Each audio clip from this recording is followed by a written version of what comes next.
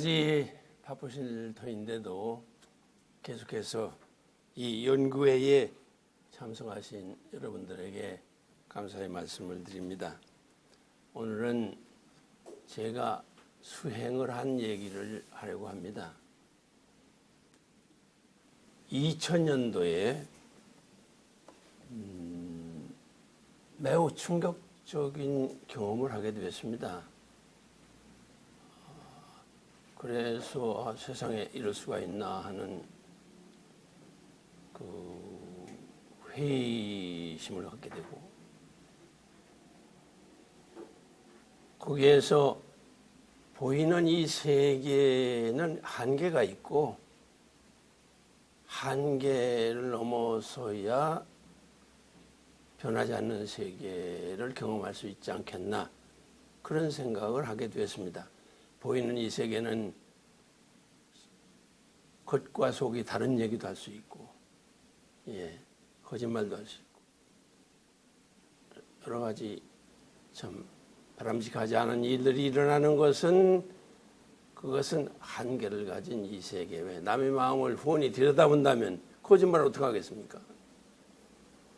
그렇기 때문에 한계를 가진 현상 세계를 넘어서서 본질 세계에 들어가고 싶다 하는 염원이 하나고, 그거보다 더 근원적인 이유는 45년 동안 신앙생활을 했는데도 불구하고 내가 아직도 사람이 되어 있지 않다, 타락성이 그냥 남아있다고 하는 사실 때문에 자아 완성의 길을 찾아 나서야 되겠다, 그런 생각을 하고 있었습니다. 그런데 하루는 서점에 갔다가 우연히 완성의 길, 초월의 길, 그런 책이 눈에 들어왔습니다. 그래서 그 책을 사서 읽었어요. 거기에서 많은 감명을 받았습니다. 그리고 그 책 뒤에 주소를 보고 초월 명상센터를 찾아가서 초월 명상 수행을 하게 되었습니다. 초월 명상이란 이 보이는 세계를 넘어서서 본질 세계에 들어가는 명상이다, 그런 뜻입니다. 의식 세계를 넘어서서 무의식 세계에 들어가는 그러한 수행이었습니다. 거기에서 배운 대로 오전 오후 20분씩 하루에 2번 초월 명상을 하게 되니까 몸과 마음이 매우 편안해지고 아주 마음속에서 기쁨이 우러나는 그러한 체험을 하게 되었습니다. 두 번째는 명상 중에 가슴 저 깊은 곳에서 뭔가 충동이 일어난다는 느낌이 들었어요. 아직도 충동이 일어난 상태가 아닙니다. 충동이 일어난다는 생각이 느껴지면서 미세한 충동이 시작됐는데, 그 미세한 충동이 점점 진폭을 펴가지고 가슴이 벌렁벌렁하는 체험을 했습니다. 그래서 무용으로 계시는 하나님이 이 현상세계에 들어오시는데 어떻게 들어오셨나, 진동, 떨림을 통해서 이 세계에 들어오시는 그 과정을 체험할 수가 있었습니다. 세 번째는 초월 명상을 계속하다 보니까 그저 마음속에서 기쁨이 차곡차곡 차올라서 그 기쁨이 차고 넘쳤습니다. 차고 넘치니까 이 기쁨을 누구에게 나눠줬으면 좋겠다는 생각이 들었습니다. 그래서 명상을 통해서 얻어진 것은 이 참사랑이 뭐라는 것을 느끼게 됐습니다. 그러니까 지난 45년 동안 열심히 원리를 증거하고 이 새로운 통일교회를 증거해서 모든 사람들에게 새로운 삶의 빛을 나눠주고 싶어 열심히 뛰어다녔는데, 정신없이 뛰어다녔는데, 나는 그것이 사랑인 줄 알고 뛰어다녔는데, 이 초월 명상을 통해서 체험된 세계에는 그게 사랑이 아니었다는 것을 느끼게 되었습니다. 그 내가 내 사명을 다하기 위해서, 내 책임을 다하기 위해서, 내가 먼저 원리 말씀 들었으니까, 내가 먼저 잠복을 통해서 하나님 만났으니까 이걸 증거해야 되겠다는 사명감, 그 책임감 때문에 뛰어다닌 것이지 그건 사랑이 아니었다는 걸 느꼈습니다. 왜냐하면 사랑이란 상대방이 저 사람이 나를 사랑하고 있구나, 그걸 느껴야 되는데, 내가 열심히 뛰어다니면 뛰어다닐수록 어떤 결과가 나타나느냐, 저 사람 미쳤어? 저 집 와서 저러는데 누가 말려? 제 종교 확장시키려고 저러고 다니지. 그런 평가를 하지.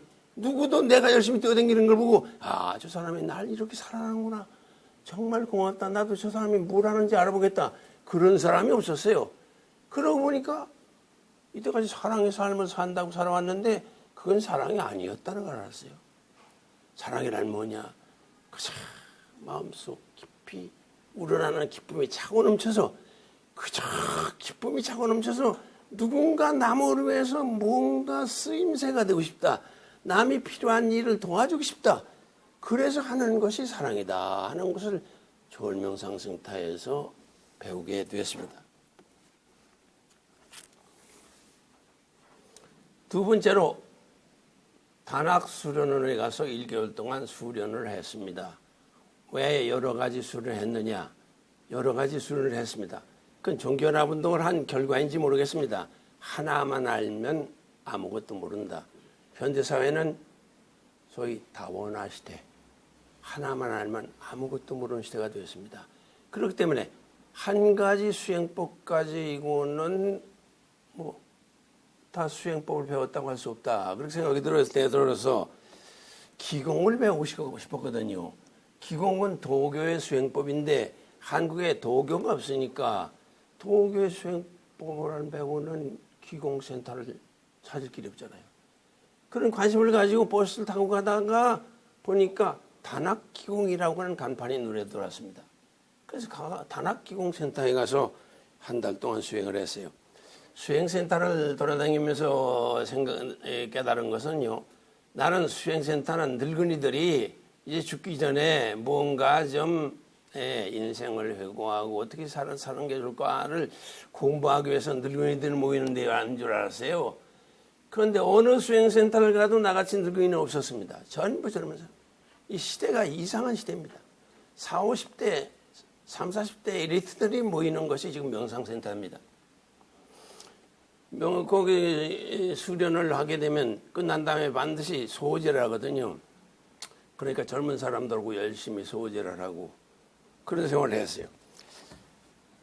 단학기공에서 배운 것은 첫째, 호흡법을 배웠습니다. 호흡법. 사람이 살아있다는 건 숨 쉬는 거거든요. 애가 태어나서 첫째 숨을 들이쉬어야 생명이 시작되는 거 아니겠습니까? 죽는다는 것은 마지막 숨을 토해내고 다시 들이쉬지 못하면 죽은 거거든요. 그럼 호흡법, 이것이 생명의 기본이고 모든 수행법의 기본이었습니다. 호흡법, 호흡을 어떻게 하느냐. 거기서 단전호흡을 배우게 되고 우리 몸에는 에너지의 센터, 그것이 단전인데 단전의 기를, 에너지를 축적하는 축기라는 걸 배우고 에너지를 축적하고 그것을 필요한 곳에 보내는 것, 운기를 통해서 지금 눈이 나빠지고 귀가 나빠지고 있었는데 귀가 나빠지는 걸 통해서 깜짝 놀랐어요. 그래서 이 기공을 통해서 배운 운기를 했습니다. 그러니까 귀가 더 나빠지도 않거나 더 좋아졌어요. 눈도.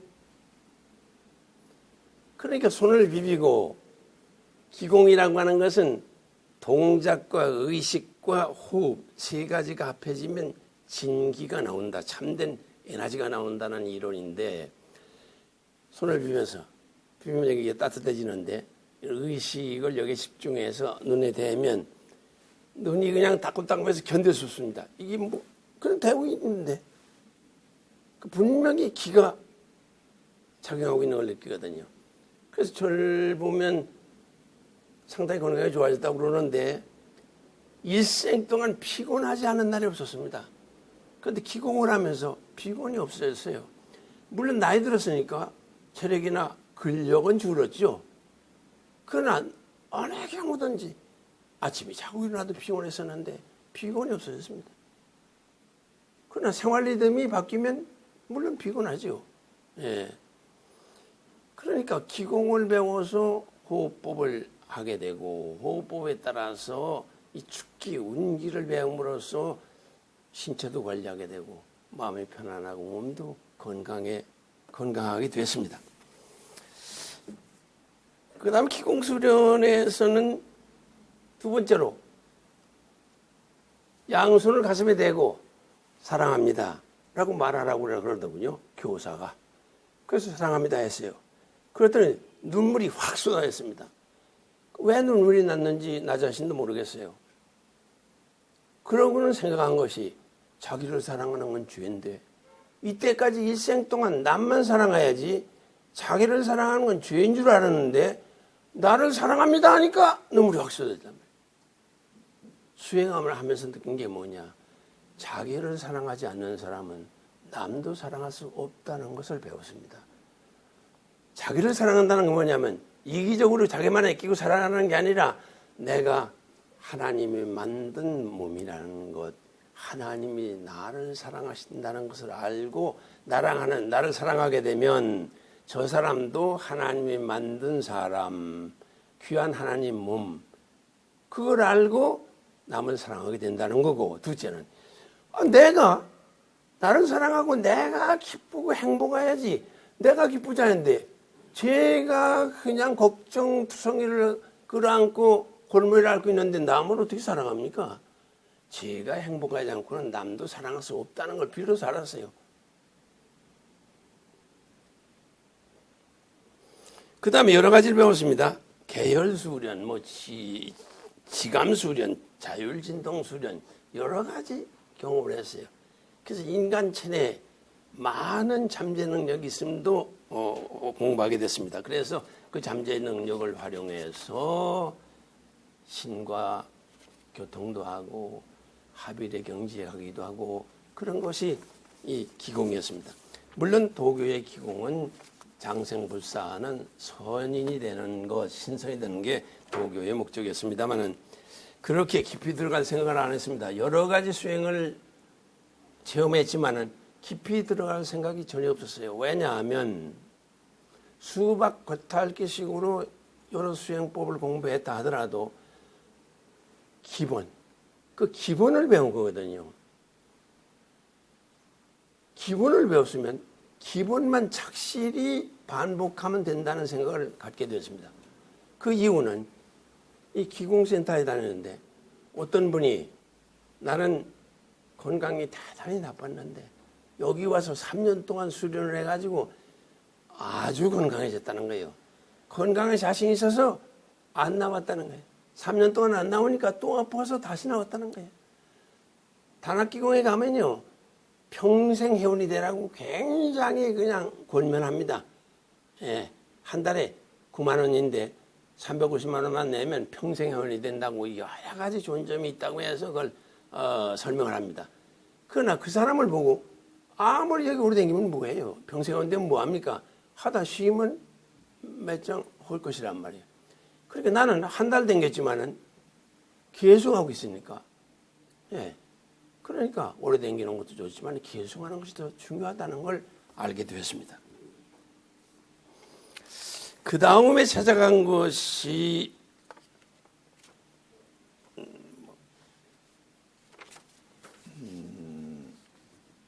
마음수련입니다. 여러분도 아마 마음수련 얘기를 들었을 겁니다.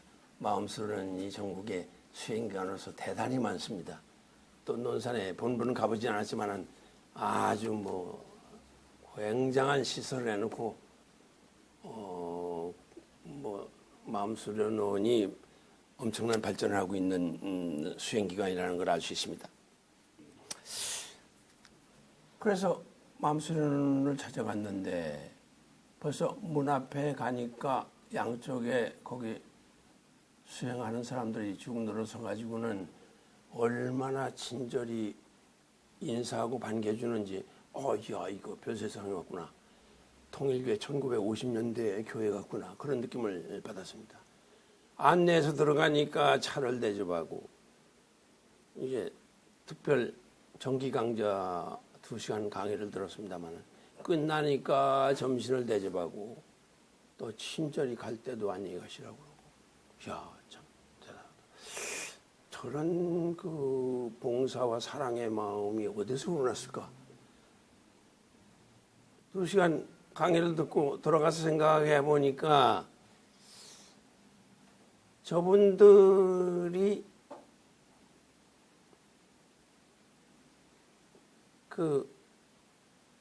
현대인은 누구나 다 정신병자라고 하는 얘기가 있습니다.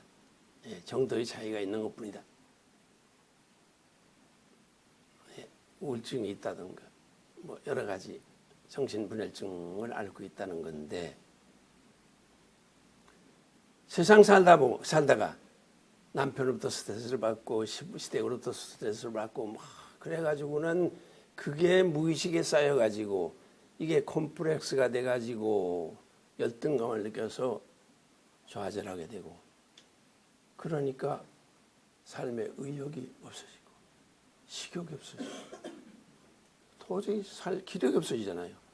그 병원에 가서 아무리 현대의학에서 뭐 MRI를 찍어봐도 아무 증상이 나타나는 거 없습니다.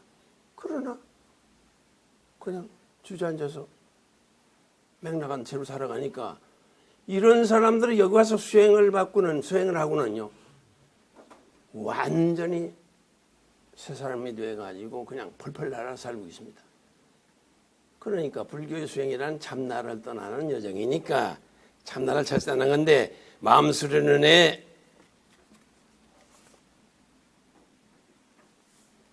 그 수련 내용은 첫째, 가짜 나를 지우는 훈련하는 겁니다. 가짜 나. 사람이 살면서 보고 듣고 느낀 모든 것은 자기의 뇌에 저장이 되어 있고 그것이 마음에 사진 찍힌 거다. 내가 여기 지금 고은석 씨를 봤는데 이제 내가 눈 감고 고은석 씨를 생각한다. 그럼 그것은 내 뇌에 고은석 씨가 입력된 거고, 예, 그것이 나에게 사진 찍어서 고은석 씨를 이젠 작별하고 딴 데 가 있더라도 고은석 씨 그러면 그 얼굴이 연상됩니다. 그러면 이 연상되는 고은석 씨와 실제하고 지금 자기 뇌 사진 찍혀가지고 연상되는 건 뭐냐? 이건 분명히 가짜다. 그런데 이 가짜에 매여서 인생은 고통을 겪고 있다. 그런 얘기죠. 그래서 모든 스트레스는 뭐냐 하면 이것은 가짜다. 허상이다. 네. 불교의 기본적인 이론은 모든 건 변하니까, 무상이니까, 모든 건 공, 변하니까 안 변하는 건 하나도 없다. 그러니까 집착을 놔라. 집착만 놓으면 행복하다. 그게 불교의 기본 이론이니까요. 그래서 허상만 지우면 본성이 드러난다. 스트레스나 고통이나 무거운 짐, 그것이 내 본성을 가리우기 때문에 이것만 지워버리면, 이것만 청소해버리면 본성이 드러난다. 본성은 자비와 기쁨과 행복. 그래서 행복한 삶을 살아갈 수 있다. 그런 얘기입니다. 이렇게 허상, 현상세계를 지우게 되면 어떻게 되냐면 결국 본질세계가 드러난다. 본질세계. 그래서 본질세계와 하나 되어 나가는, 이것도 역시 신인 합일의 경지를 지향하고 있습니다. 참나를 찾으면 내가 진리가 되고, 내가 진리가 되면 진리인 우주와 하나 되어서 신과 내가 하나 되는 것. 그것을 지향하고 있었습니다. 그러나 나는 허상에 시달리는 것 같지는 않아요. 그래서 마음 수련원은 더 다니려고 생각을 안 했습니다. 그 다음에 간 것은 힌두교 수행법입니다. 힌두교가 역사가 제일 긴 종교입니다. 그래서 모든 수행법의 원조는 그 힌두교입니다. 힌두교의 수행법은 요가입니다. 우리는 거리 곳곳에 요가센터 많아요. 그래서 저건 건강 관리하는 곳이라는 인상을 가지고 있습니다. 그러나 요가라는 것은 요가해서 건강해지는 거지만 건강센터가 아니었습니다. 요가라는 말 자체가 그것은 묶는다, 하나 만든다 그런 뜻입니다. 나와 우주, 나와 하나님이 하나 되는 수행법이었습니다. 힌두교의 인도인의 기본적인 사상은 힌두교에서 나왔는데 삶 자체가 고통이라는 데서부터 출발합니다. 삶 자체가 고통이기 때문에 고통을 극복하려면 궁극적인 인생의 궁극적인 목적이 뭔가? 모든 고통은 업에서 시작한다 하는 힌두교의 기본 정신. 업이란 뭐냐? 살면서 생각하거나 말하거나 행동한 것이 전부 자기의 의식이나 무의식 속에 입력됩니다. 그것이 업. 선한 일을 한 사람은 선업이 쌓이고 악한 일을 한 사람은 악업이 쌓이고 악업을 쌓은 사람은 악과를 받고 선과를 쌓은 사람은 선과를 받는다. 열매를 맺는다. 그래서 전생과 현생, 지금 내가 이 세상에서 살고 있는 모습, 내가 지금 불행하거나 행복하거나 부자거나 가난하거나 그건 뭐냐? 전생에서 산 대로 그 업보에 따라서 인과 응보에 의해서 지금 내 삶의 꼴이 이렇다. 그것이 힌두교의 기본적인 평등사상입니다. 인도는 영국이 인도를 점령해서 수백 년 동안 기독교 사상으로 개정시키려고 했지만 영 맥혀들지 않아요. 기독교적으로 보면 만민이 평등한데 인도교는 자기가 불행을 하든 어떤 처지에 있든 그게 평등한 거야. 왜? 자기가 전생에 그렇게 살았으니까. 그렇게 인도교에서 볼 때 기독교라는 건 이건 완전히 기독교 믿는 신앙이란 하나님이란 완전히 공평하지 않은 하나님입니다. 왜냐하면 하나님은 하나님 생명을 줘서 이 땅에 태어났다고 그러는데 어떤 사람은 부자들로, 어떤 사람은 장관 아들로, 어떤 사람은 귀족으로, 어떤 사람은 말이야 천민으로. 왜 태어날 때부터 차이가 생기느냐? 그걸 기독교는 설명 못한다는 거예요. 그래서 힌두교에서 볼 때는 율신을 믿는 기독교라고 하는 것은 아주 불평등한 하나님이다. 그렇게 지적을 받습니다. 정말 이 세상에 태어날 때 왜 그렇게 차이 있게 태어났느냐? 그것은 인과 응보의 사상, 업보의 사상. 이걸 보게 될 때는 이게 힌두교의 기본적인 평등, 완전히 평등 사상이라는 거예요. 여기에서 전생에 산 대로 이 세상에서 살아가는데 왜 여기서 수행해야 되느냐? 운명은 자꾸 타고나는데 인간에게는 몸을 가지고 있으면 자유지가 있으니까 수행을 해서 업보를 바꿔나갈 수 있다. 그래서 수행을 안 하는 거죠. 네. 수행법은 물론 요가라고 그랬습니다. 네, 요가는 여러 가지 방법이 있습니다만은 제가 공부한 초월명상법이 그 힌두교에서 나왔다고 생각하고 그걸 현대화한 것이 초월명상이라는 생각에서 초월명상만 하기로 하고 요가하는 데는 가지를 않았습니다. 우리가 인도에서 배워야 될 것, 인도는 참으로 종교적인 민족이었습니다. 예, 우리 한국 사람이 지금 선민이라고 우리는 믿고 있습니다. 또 선민이기 때문에 기적이 일어나서 지금 잘 살기도 하고 하나님 축복을 받은 민족인 건 분명합니다만은 종교적으로 보면 인도 사람들이 대단히 종교적인 민족 같습니다. 왜냐하면 이들은 태어나면서 네 계급이 있습니다. 완전히 인도는 계급 사회입니다. 승려 계급, 그게 제일 높은 계급입니다. 예, 승려 계급, 중계급이죠. 그 다음에는 상류계층들, 그야말로 권력 있는 자들, 무사계급이 다음번 높은 계급입니다. 그 다음에는 생산자 계급, 노동하거나 뭐 농공업 하는 사람들, 이 생산자, 셋째 번 계급. 넷째 번에는 노동자 계급입니다. 노동자. 막, 그걸 노예 계급이라고도 그럽니다. 그래서 노예들은 말이죠. 죽여도 문제가 되질 않아요. 왜냐하면 그 죽여도 뭐 제 전생이 잘못돼가지고 당연히 죽는 거니까. 사람 취급을 안 씁니다. 그러니까 이렇게 현대화된 이 20세기에 말이죠. 또 21세기에 이런 계급이라는 게 이게 말이 됩니까? 말이 되지 않아. 평등사상 기독교가 아무리 인도에 들어서 300여 년 동안 있었지만은 이게 안 돼. 안 바뀌어져. 왜 안 바뀌느냐? 제 업보 사상이니까. 업보. 그걸 당연하게 생각하니까. 자기 지금 고통하는 것은 고통 겪는 거지. 전생에 자기가 잘못 살아서 그렇다고 생각하니까 그걸 수용하니까 바꾸지 않습니다. 그 다음에 이들의 인생을 이렇게 계급제도에 의해서 이걸 사성제도 또는 카스트제도라고 그럽니다. 이렇게 계급으로 나눠져 일생 동안 사는 데는 어떻게 사느냐. 물론 이 하류계층은 이런 그 삶의 네 단계를 살지는 않습니다만은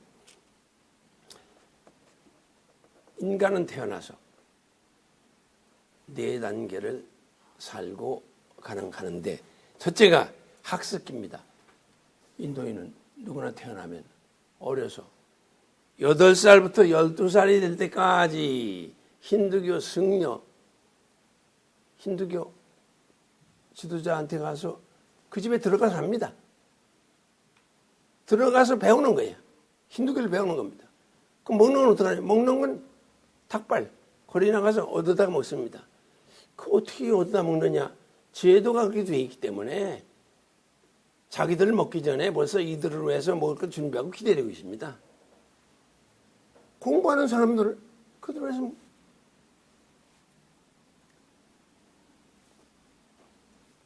그러니까 학습기가 있고 누구나 다 공부를 해야 돼요.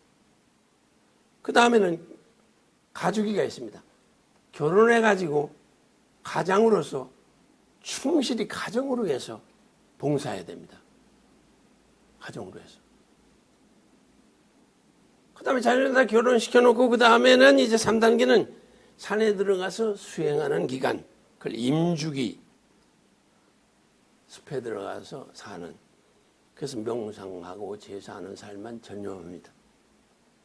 그러다가 그 단계가 끝나면 산에 들어가 명상하고 환희차 기쁘게 사는 마음가짐을 가지면 산에서 나와가지고 세상을 떠돌이하는 삶을 삽니다. 유행기.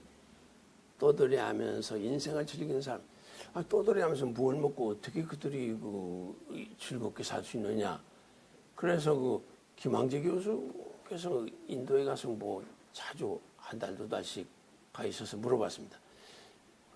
사람이 먹고 사는데 요만한 그 조금만 먹으면서 한다는군요. 예. 그래서 그렇게 의식주 걱정 안 하는데요, 그들은. 또 어딜 가든지 그들을 위해서 다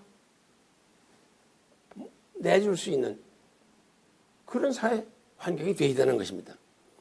그래서 말년에는 구름과 같이, 바람과 같이, 물과 같이 살다가 자연과 같이 살다가 자연에 돌아가는 거. 인도에는 참으로 종교적인 구미라는 걸 알게 됐습니다. 다음으로 배운 것이 위파사나 명상입니다. 위파사나 명상은 알아차림의 명상, 마음 챙김의 명상이라고 합니다. 마음과 몸을 바라보고 앉았습니다. 바라보고 앉았으면 마음과 몸이 움직이는 걸 알아차립니다. 그러면 이게 선한 마음이다, 악한 마음이다. 이게 타락성이 일어나는구나, 하나님의 성품이 일어나는구나. 이걸 지켜보고 앉아있어요. 앉아있어가지고 타락성은 제어를 하고 선한 마음은 길러나간다. 그래서 마음 다스림의 수련. 이게 위파사나 명상. 마음 다스림의 수련. 석가세존께서 득도하게 된 수행법이라고 그럽니다. 마음을 바라보고 마음을 알아차리고 그것을 마음을 주관하고 그래서 마음의 주인이 되는 수행법이구나 하는 걸 알게 됐습니다. 나는 내 몸과 마음을 내 몸 마음이라고 그럽니다. 그런데 실제로는 우리가 어떻게 사느냐? 내가 주관하는 내 몸이 아니라 나는 내 마음, 내 몸에 휘둘려 사는 납니다. 몸이 아프면 즉시 아프다고 고통을 느끼고 남이 좋은 얘기 들으면 남으로부터 좋은 얘기 들으면 히히 웃고 남이 나쁜 얘기하면 화나고 그러면 내가 내 몸 마음의 주인으로도 하고 살았습니까? 내 몸 마음의 노예노릇 했습니다. 남의 말을 듣고 좋아하고 슬퍼하고 한 걸 보면 내 인생 산 게 아니라 남의 인생을 살았거든요. 그러니까 내가 내 인생의 주인, 몸 마음의 주인 되는 훈련하는 것이 위파사나 명상이구나 하는 걸 알았습니다. 더욱이 우리 타락한 인간은 원리적으로 타락성을 벗어야 되는데 그래야 메시아를 맞이할 수 있는데 타락성을 벗으려면 타락성을 미리 알아차리고 이걸 주관하는 훈련을 해야지 이 훈련을 안 했기 때문에 우리가 수십 년 동안 믿어서도 타락성이 그냥 남아있는 것입니다.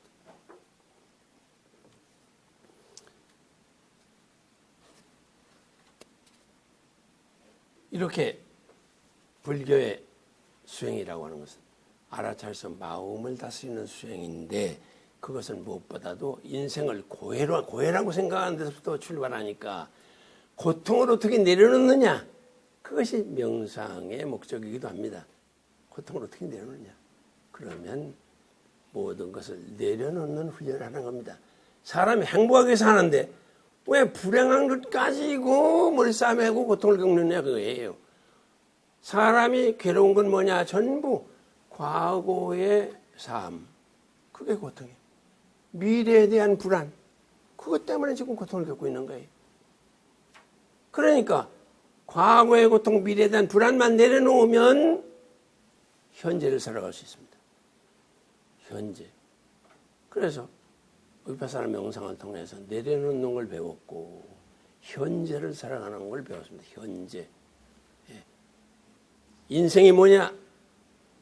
한정된 시간을 살아가는 게 인생입니다. 그럼 인생을 잘 산다는 게 뭐냐? 시간을 어떻게 살아가느냐? 시간을. 과거나 미래잖아. 미래가 아니라 지금 이 순간, 이 순간을 어떻게 살아가느냐? 순간. 지금 여기에 의미를 두고 사는 것. 그게 깨어있는 삶입니다. 지금 여기에서 행복을 느끼며 사는 것이 이게 삶의 목적에 충실한 살아있는 인간의 모습이라고 이해를 하게 됐습니다. 이런 여러 가지 수행법을 배우게 되는데 배우면서 모든 수행법은 장단점이 있다는 것을 알게 됐습니다. 그래서 여러 가지 수행법은 첫째, 하나만 알면 아무것도 모른다 하는 생각으로 배웠지만 배우고 보니까 수행법보다 좋은 점이 있다. 그러니까 여러 가지 수행법을 배워가지고 그 안에서 취사 선택에서 나에게 필요한 수행법을 활용하고 있다. 그런 결론이 되었습니다. 그래서 하나님을 주체로 모시는 신앙을 기르려면 보고기도를 해야 되고 그 다음에 타락성을 바라보고 타락성을 알아차리고 이걸 주관하는 훈련을 하려면 위파사나 명상을 해야 되고 그 다음에 내가 성화되기 위해서 사랑을 실천해서 하나님의 사랑을 닮아가려면 위파사나 명상 중에 자비명상이라는 게 있습니다. 우리 참사람의 종교를 가지고 있으면서 참사랑을 어떻게 길러나가느냐 그런 훈련한 적이 없습니다. 불교에는 자비명상이 있습니다. 자비의 마음, 사랑의 마음을 키워가는 훈련을 합니다. 훈련. 자비명상. 또 하나는 이건 능동적인 방법입니다. 내가 마음에 집중을 해서 내 마음속에 자비의 마음을 길러나가는 훈련을 하는 거지만은 수동적인 방법이 있습니다. 그것이 초월명상입니다.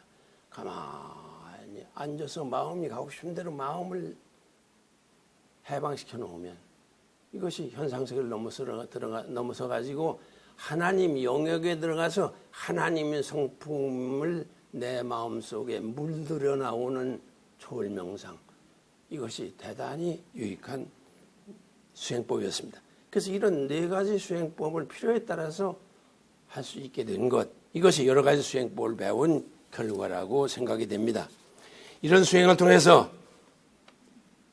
첫째로는 하나님을 자주 만나게 됐습니다.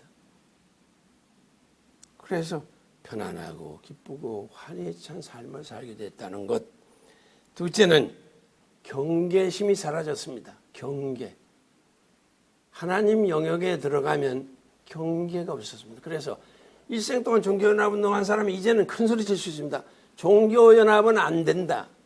왜? 간판을 가지고 있는 한 안 된다. 그래서 아버님은 통일교 간판을 내셨다는 걸 그래서 이해가 됩니다.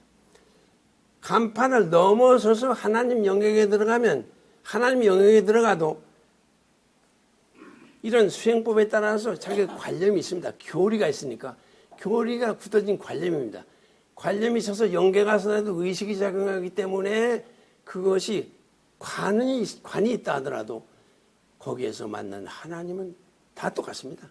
그저 편안하고 사랑, 기쁨, 행복.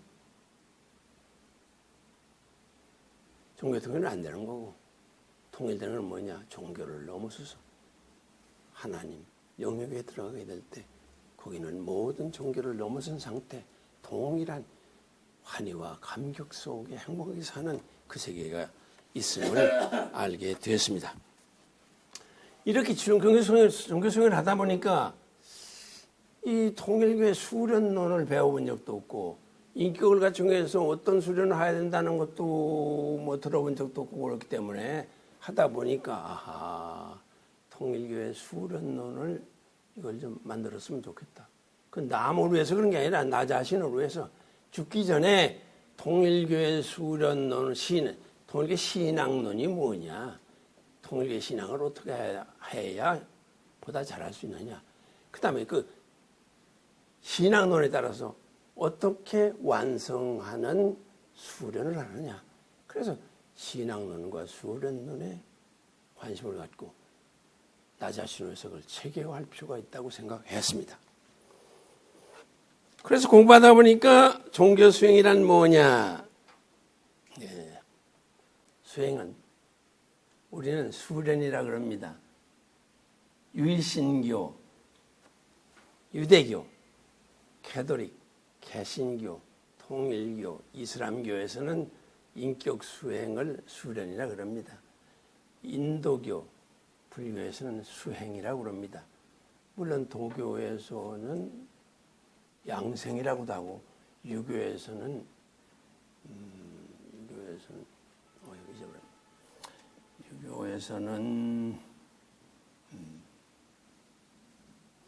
약간 이렇게 표현은 닮지만은 수련의 의미를 생각하니까 인격과 기술, 학문 같은 것을 닦아서 단련하는 거다.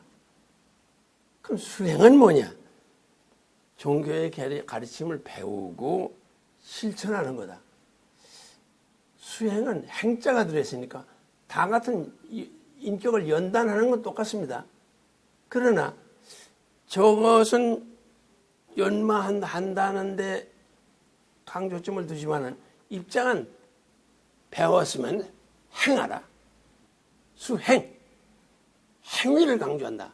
그래서 오늘 제목에도 수행예약이다. 배운 것을 실천하는 그러한 훈련을 해야 되기 때문에 수행이라는 말이 더 친근감을 느끼게 됐습니다. 그러면 이 수행이란 뭐냐? 결국은 신앙생활은 습관을 바꾸는 것, 삶의 습관을 바꾸는 것. 신앙생활이 뭐냐? 8대 교훈은 거창합니다. 그 내용이 뭐냐? 생활습관 바꾸는 겁니다. 생활습관 바꾸는 거. 자기중심적이요 이기적인 내가 타자중심적이요 이타적인, 위타적인 삶을 살도록 삶의 습관을 바꾸는 겁니다. 사람 개조하는 거 아닙니까? 말씀의 내용이 뭡니까? 참사랑. 참사랑이 뭡니까? 자기중심적, 이기적인 인간이 타자중심적, 이타적인 인간으로 삶의 습관을 바꾸는 것입니다. 습관을 바꾼다. 여러분 잘 아시다시피 습관을 바꾼다는 건 대단히 어려운 일입니다. 이건 어떻게 보면 불가능한 일입니다. 그러니까 훈련을 해야 됩니다. 조그만 습관도 바꿀 수 있습니까? 바꿀 수 없습니다. 아무리 간단한 습관, 담배 피우는 습관 만들어야겠다. 늦게 일어나는 습관 바꿔야 되겠다. 그 작심삼일입니다. 하물며 자기중심적이고 이기적인 습관을 말이죠. 어떻게 바꾸느냐. 바꾸려면 어떻게 바꿔야 되겠습니까? 행동은 생각과 마음에서 행동이 나옵니다. 그러니까 우리 인간이 자기중심적이고 이기적인 생활을 하게 됐다는 건 뭐냐면 우리의 생각 자체가 아주 자기중심적 이기적인 생각만 하고 마음의 움직임 자체도 그렇게 길들여져 있습니다. 그래서 습관을 바꾸려면 어떻게 해야 되냐? 생각의 습관을 바꾸고 마음의 습관을 바꿔야 행동의 습관이 달라집니다. 산다는 것은 전부 뇌신경의 회로를 만드는 것입니다. 이걸 전문적으로 뉴런 네트워크를 만든다 그럽니다. 운동선수들이 반복적인 훈련을 왜 하느냐? 뇌신경의 회로를 만들어가지고 몸까지 그게 배이도록 하는 겁니다. 배이도록. 그렇기 때문에 수행이란 뭐냐? 수행이란 훈련을 해야 된다. 얼마나 해야 되느냐? 반복해서 해야 되고 계속해서 해야 되고 열심히 해야 되고 신앙생활은 바로 습관 바꾸기고 습관을 바꾸려니까 훈련을 해야 된다. 그렇기 때문에 신앙생활은 하나님을 만나는 훈련, 신앙생활은 하나님을 만나서 하나님을 알고 하나님을 닮아가려는 훈련이다. 이렇게 수행 결과 그것을 정리하게 됐습니다. 특히 참 아버님께서는 인생에는 부업과 본업이 있다고 그러십니다. 부업과 본업. 공부를 오랫동안 하고 직장을 가지고 열심히 사는 것은 내가 사람 되기 위해서 의식주를 해결하는 부업이고 사람이 되기 위한 공부, 신앙생활이나 사람에 대한 인격을 더 함양하는 공부는 그게 본업이다. 그러니까 본업에 충실하라. 그러기 위해서 부업과 본업이라는 말씀을 하셨습니다. 해인사에 가면 큰 소나무를 한쪽을 깎아가지고 뒷뜰에 세워놨는데 해인사 뒷뜰에 수행처 앞에 세워놨는데 거기에 공부하다 죽어라. 아니 사람이 공부해서 잘 살려고 그러는 건데 공부하다 죽어라. 그게 무슨 말이냐. 아무리 부업이 찬란한 지식을 가지고 부자가 되고 뭐 해봤자 그거 해봤자 부업인데 사람 되는 공부하다 죽는다 하더라도 아무리 화려한 부업을 가진 사람보다 이러다 죽는 게 더 낫다. 그런 의미가 내포되어 있다고 이해를 하게 됐습니다. 그러면 우리들이 신앙생활은 수행은 하나님 만나는 훈련, 하나님을 알고 하나님을 닮아가는 훈련이라고 했는데 어떻게 하나님을 닮아가느냐. 하나님은 순수의식이다. 하나님은 지정의의 순수의식. 지적인 순수의식이기 때문에 하나님은 진리의 신이시고 정적인 순수의식이기 때문에 하나님은 사랑의 하나님, 심정의 하나님이시고 그 다음에 의지적인 하나님이기 때문에 창조를 통해서 생명을 주셔서 생명의 하나님, 하나님을 생명의 하나님, 진리의 하나님, 사랑의 하나님이라고 하는 것은 하나님은 지정의의 순수 의식을 가지고 계시다. 그 때문에 하나님을 닮아가는 인간이 지정의로 되어 있다. 인간의 수행이란 뭐냐? 지정의를 갈고 닦는 것. 지적으로 하나님을 알고 하나님을 닮아가는 방법이 말씀 공부입니다. 모든 종교보다 말씀 공부를 합니다. 왜 훈독해라 해야 되느냐? 지적으로 하나님을 알고 하나님을 닮아가기 위해서. 그 다음에 기도와 명상을 합니다. 왜? 정서적으로, 정적으로 하나님을 알고 하나님을 닮아가기 위해서. 모든 경우보다 보시, 사랑을 실천해야 돼요. 왜 사랑을 실천해야 되냐? 의지적으로 하나님을 닮아가기 위해서. 그래서 우리는 훈독해하는 목적이 지적으로. 머리로 하나님을 알고 닮아가는 훈련이 훈독회고, 가슴으로 하나님을 알고 하나님을 닮아가는 것이 기도 명상이고, 그 다음에 행위, 사랑을 통해서 하나님의 의지적인 순수의식을 닮아가는 것이 보시의 삶이다.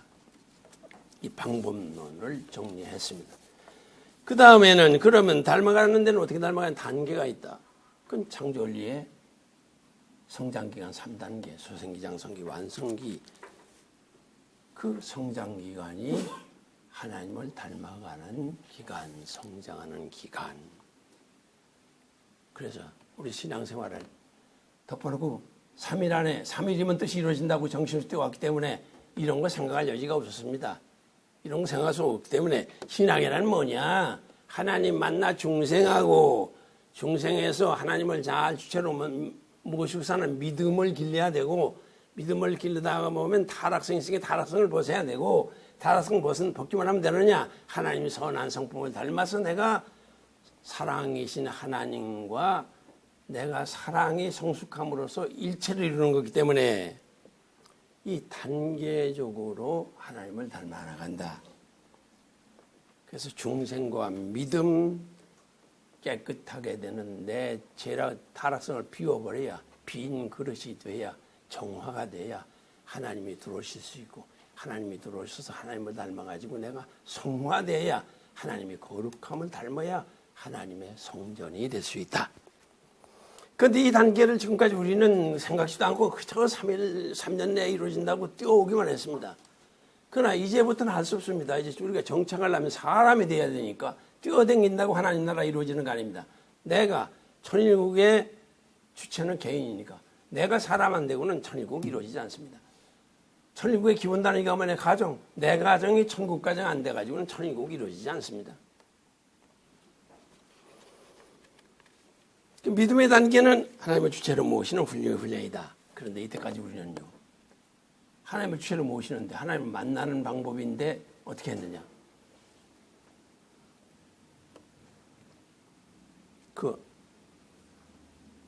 내 얘기만 했습니다. 하나님께 기도한다면서 내 얘기만. 내 얘기만 자꾸 하니까 하나님이 말씀할 기회를 안 드리잖아요. 그러니까 기도 아무래도 하나님 못 만납니다. 물론 아무리 열심히 어떤 사람 얘기 들으니까 문제가 생겨서 2년 동안 매달렸더니 하나님을 만났다고 그러더라고요. 명상은요, 앉아서 가만히 20분만 앉아서도 만나요. 명상은 정말 하나님 만나기 쉽습니다. 기도는 밖에 있는 하나님을 만나려니까 상당히 시간이 걸리는데, 그것도 내 하고 싶은만 얘기하고는 그냥 끝나버려요. 그게 기도야. 그래, 하나님이 얘기할 시간이 없잖아요. 기도를 바꿔야 됩니다. 이제는 자기 할 얘기 했으면 가만히 앉아서 하나님 말씀하세요. 하나님 말씀. 하나님께 마음 열고 앉으십니다. 그럼 하나님 만납니다. 주체로 모시는 훈련. 그래서 침묵 기도를 배워야 됩니다. 침묵 기도.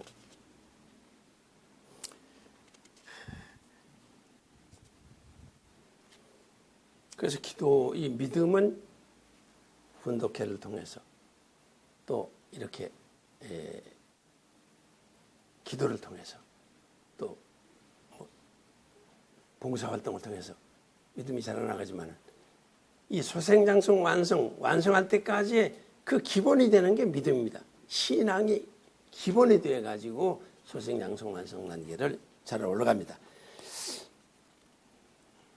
그래서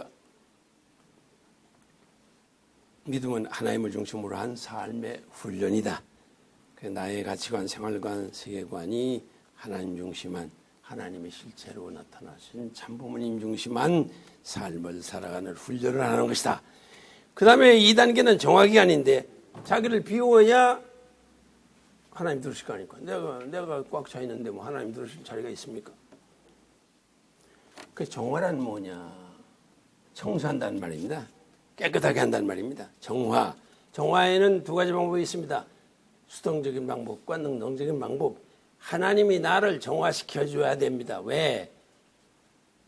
아니, 인간이 노력한다 하더라도 깊은 곳까지 타락속으로 문들어서 완전히 찌든 그 깊은 곳까지 내 수행을 통해서 청소할 수 없으니까 하나님이 도움을 통해서 이 악의 요소를 불태우는 하나님이 능동적으로 역사하시는 이 기간이 이런 방법이 있습니다. 그것을 인간의 입장에서 보면 인간은 반응하니까 수동적인 수행 방법이고, 그 다음에 능동적인 방법은 신앙의 주체는 납니다. 내가 신앙자입니다. 내가 하나님 믿는 거예요. 그럼 능동적으로 신앙생활을 해야 됩니다.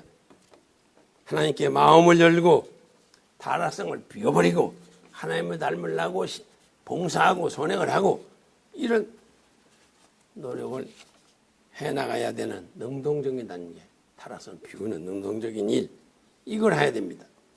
정화 방법에는 여러 가지가 있습니다. 이때까지 우리는 정화하는 훈련 안 했으니까 정화하려면 우선 기도해서 하나님을 만나야 되고, 그래서 하나님이 내 안에서 내적인 쇄신을 하실 수 있도록 하나님 받아들여야 되고, 그 다음에는 계율을 지켜야 된다. 계율. 타락성을 하나하나 끌어내서 그 생활을 반복하지 않도록 계율을 지켜야 된다. 종교의 기본은 계율을 지키는 겁니다. 우리는 타락성이 4가지인데 일반적으로 모든 종교가 공통적으로 가지고 있는 것이 5가지인데 여기서는 8가지를 얘기했습니다. 살생하지 마라. 거짓말하지 마라. 도둑질하지 마라. 음란하지 마라. 시기하지 마라. 교만하지 마라. 성내지 말라. 남을 비방하지 마라. 타락성이 있는데 이걸 지원을 훈련 안 했으니까 이 계율 수행을 안 했어요. 매일 이것을 생각하고 오늘 이 계율을 지켰나 안 지켰나. 안 지키고 그냥 넘어가면 그게 뭡니까? 수행이 됩니까? 내 습관을 바꿀 수 있습니까? 신앙생활은 회개의 생활입니다. 참회. 이 계율을 지키는 것이 신앙생활인데 타락성을 벗어야 되는데 못 지켰으면 어떻게 해야 되냐? 회개해야 됩니다. 회개는 뭐냐? 첫째, 잘못을 인정을 하고, 둘째, 하나님께 잘못했다고 용서를 구하고, 셋째, 다시는 그걸 반복하지 않겠다고 다짐하는 거. 이걸 통해서 계율 수행을 해야 됩니다. 내 안에 있는 타락성을 벗어야죠. 청소해 뿌려야죠. 이 훈련을 안 했잖아요. 그 다음에는 양심 성찰이 있습니다. 정화. 타락성을 벗고 하나님을 맞이할 수 있는 빈 내 그릇을 만들기 위해서 양심 성찰. 하나님과 교통하는 데는 3가지 길이 있습니다. 기도, 그 다음에 직감, 양심, 3가지입니다. 그래서 양심은 하나님과의 통로요, 선악을 식별하고 선은 행하고 악은 피하라고는 인류 공통의 윤리 규범입니다. 윤리 의식입니다. 그래서 하루의 삶 산 다음에 이 성찰해야 된다. 내가 오늘 양심적으로 살았느냐를 성찰해야 됩니다. 그래서 점점 내 마음, 내 몸, 내 생활 습관을 바꿔나가야 됩니다. 이거 훈련한 거 되겠습니까? 그 다음에 중요한 것은 정확히 하는 아까 말씀드린 마음 챙김의 위파사나 명상이 대단히 효과적인 것을 알 수 있습니다. 다음 단계가 다 비웠으면 이제는 하나님의 선한 성품을 닮아야 사랑하시는 하나님과 일체를 이루니까 이제 완성기. 믿음의 기간, 타락성을 모르는 기간을 지나면 장성기 완성급에서 메시아를 맞습니다. 메시아를 맞아서 중생이 되어지면 그 다음에 메시아를 따라 완성기를 살아가는데 선의 실체이신 아버님을 닮아 선, 사랑을 배워서 사랑의 인간으로 변화되는 단계죠. 이 단계는 물론 이제 초일명상도 대단히 도움이 되고 자비명상이 사랑을 기르는 훈련에 좋은 것을 알게 됐습니다. 이와 같은 과정을 통해서 일치단계 되는 것, 원리강론에 있듯이 하나님 직접 주권에 들어간다는 걸 무엇을 뜻하느냐? 성화되었다. 사랑하신 하나님을 닮아 사랑하는 인간이, 사랑의 인간이 되면 사랑하신 하나님과 하나를 이룬다. 그 일치의 단계, 그 단계를 넘었으면 하나님의 현존 안에서 거하게 됩니다. 하나님이 지금 여기에 와 계시다는 걸 체험하면서 살게 됩니다. 또 하나님 뜻 안에서 생활하게 됩니다. 그렇게 되니까 하나님의 모습으로 변화되는 것입니다. 이것이 일치단계에 들어간 삶의 모습입니다. 이 수행의 길을 거쳐오면서 전체적인 결론으로 얻어진 게 뭔가 하면, 저는 수행 생활을 통해서 많은 것을 배우고 또 많은 것을 체험했습니다. 그리고 내 생활에 많은 변화를 가져왔습니다. 첫째로 우리 교회의 신앙 체계와 수련법을 배웠습니다. 두째로 하나님의 현존을 체험하면서 감동적인 삶을 살게 되었습니다.